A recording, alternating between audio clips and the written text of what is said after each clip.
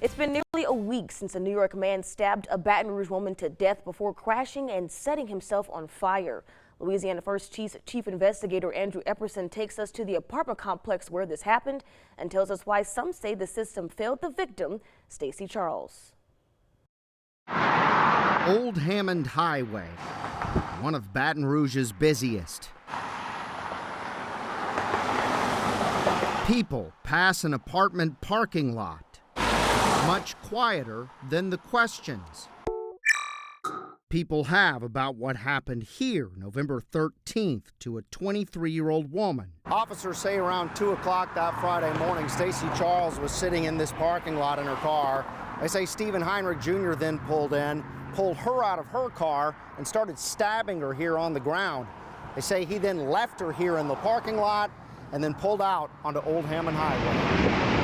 Officers say Heinrich didn't get far before purposely swerving into oncoming traffic and setting himself on fire. Car parts still litter the crash site. This isn't the first time this guy's been involved in the court system.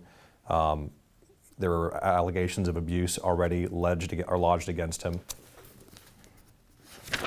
Eric Hayes is a criminal defense attorney based in Baton Rouge. He combed through the records. He had made a fake phone number, quote, every single day and reach out to stalk me and find phone numbers of every single friend and family member. And a November 4th arrest after Charles accused Heinrich of beating her up less than 2 weeks before murdering her. There was indicia that she was trying to seek relief of the justice system. Police say 6 women from other states filed protective orders against Heinrich.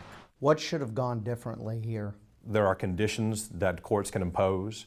Obviously, by operation of law, depending on what you're charged with, there could be a protective order issued regardless. I think that other things could be done. I think this should be... District Attorney Hiller Moore says his office did what it's supposed to do in these cases. This case came in without any type of really notice or indication that something really bad was going to happen. Moore says Charles and Heinrich were both cited in that November 4th arrest, making it harder to set a higher bond. But in hindsight, he wishes he and the courts would have done more. Had I known that he was going to kill her, surely I would have been requested that he be held. Could have issued a hold.